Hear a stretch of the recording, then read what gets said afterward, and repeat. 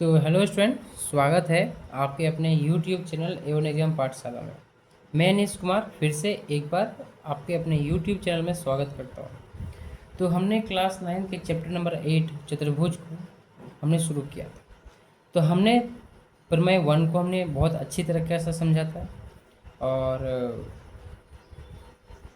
बहुत अच्छी तरह से हमने उस चीज़ को एक्सप्लेन किया था कि ये जो हमारे चतुर्भुज के जो जितने सारे साइड्स होते हैं उसे हमने अच्छी तरह से सर्वांगसम किया था।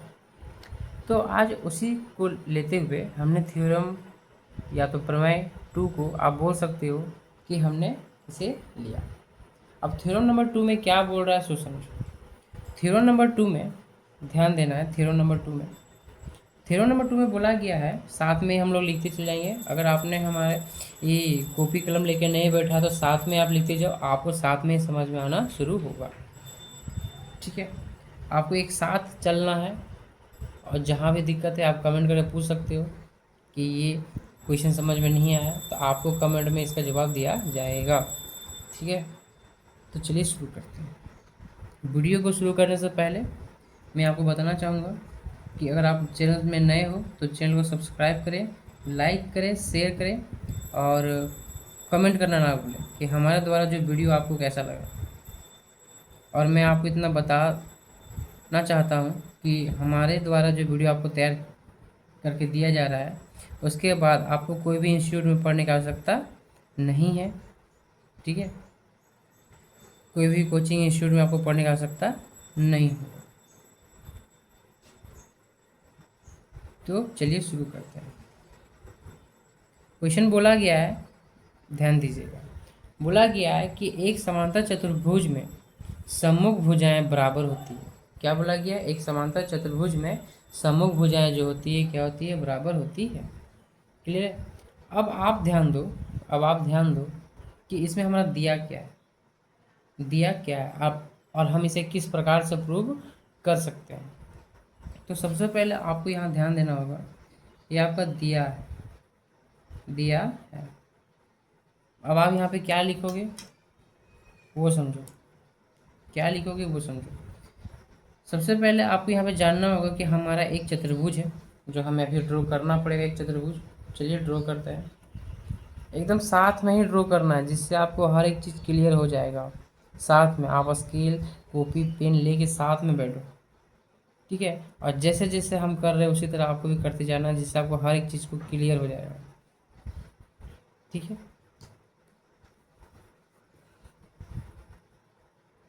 सबसे पहले नीचे एक लाइन खींचेंगे और उसी के साइड में हम लाइन को खींचना शुरू करेंगे। दिख रहा है? और ये लाइन को हम ऐसे मिला देंगे।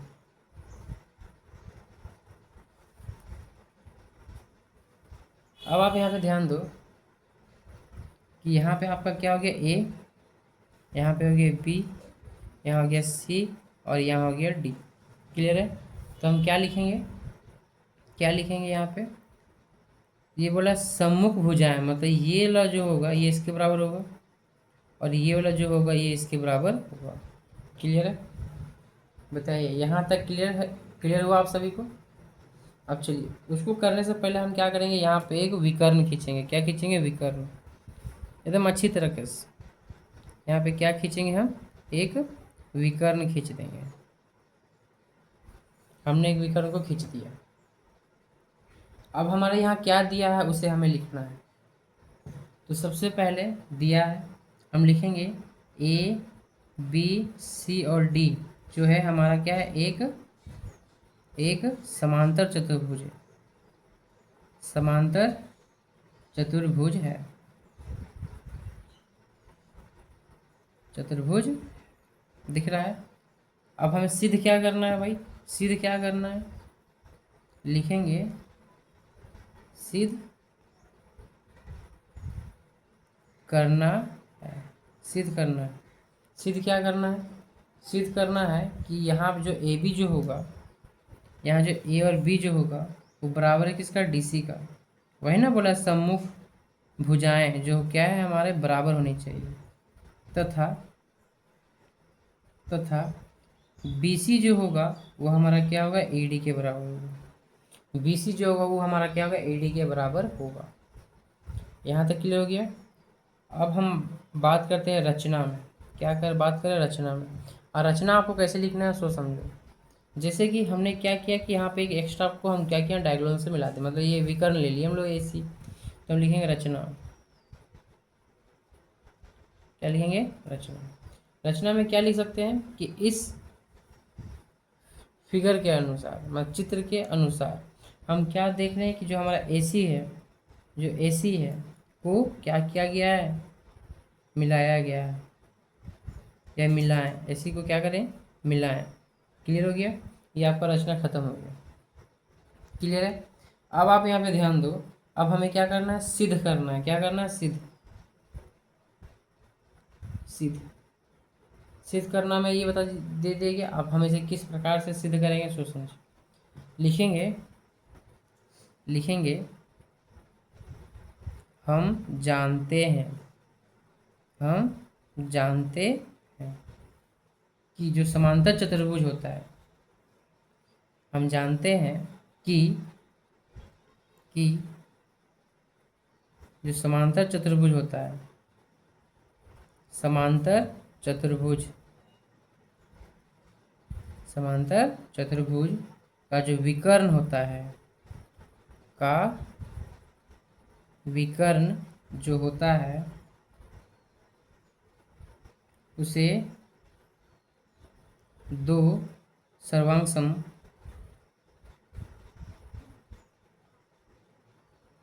दो सर्वांगसम जो त्रिभुज जो बनेगा, जब हम क्या करेंगे, जो हमारा त्रिभुज में विभाजित हो जाएगा, विभाजित विभाजित करता है, करता है। ध्यान दोगे, जैसे कहने का मतलब क्या है कि हमने एक चतुर्भुज लिया, ए बी सी और डी ले लिया, इसमें से हमने एक लाइन को खींच दिया जिसको हम बोल रहे हैं विकर्ण, जो दो बराबर भाग त्रिभुज में बांट दिया गया।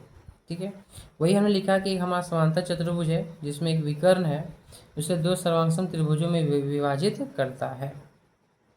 अब आप यहाँ पे ध्यान दो, यहाँ पे क्या हो गया आपका, यहाँ लिखेंगे त्रिभुज ए बी सी जो होगा हमारा सर्वांगसम हो जाएगा, त्रिभुज D sorry C D A का दिख रहा है, तो उस हिसाब से लिख सकते हैं जो ए बी जो होगा वो हमारा किसके बराबर होगा, डी सी या सी डी के बराबर होगा। लिख सकते हैं, फिगर आपको दिख रहा होगा। अब जब ऐसा है तो हम लिख ही सकते हैं कि ये किसके द्वारा हुआ है, सी पी सी टी के द्वारा हुआ है। लिख सकते हैं सी पी सी टी से हुआ है। अब साथ ही हम लिखेंगे, साथ ही क्या कर सकते हैं हम, क्या सब बराबर हुआ है तो लिखेंगे त्रिभुज ए बी सी, वो मेरा क्या है, सर्वांगसम पहले से है, त्रिभुज सी डी ए का है ना, जो सर्वांगसम है, तो लिख सकते हैं जब अगर ए बी जो है बराबर है, देखिए जो ए बी जो है बराबर है डी सी का, तो ऑब्वियस है कि बी सी जो होगा वो ए डी के बराबर होगा। क्या होगा,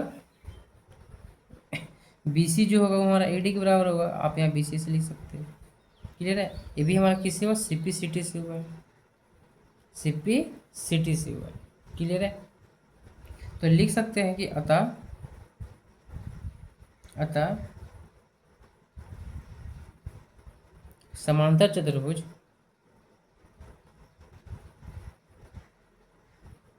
समांतर चतुर्भुज में जो हमारा सम्मुख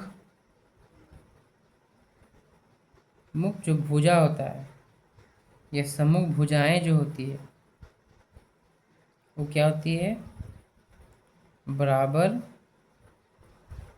होती है। क्या होती है, बराबर होती है। तो ये हमारा जो क्वेश्चन है वो हमारा क्वेश्चन प्रूव हो चुका है। ठीक है, आप यहाँ प्रूव लिख सकते हो, ये प्रूव आप लिख सकते हो। तो प्रमेय हमारा 2 खत्म हो गया है, और हमारा प्रमेय जो है 1 भी हमने पिछले वीडियो में हमने ख़त्म कर चुका था।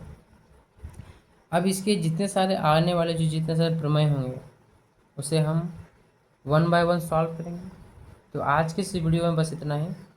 अगर आप चैनल में नए हो तो चैनल को सब्सक्राइब करें, लाइक करें, शेयर करें।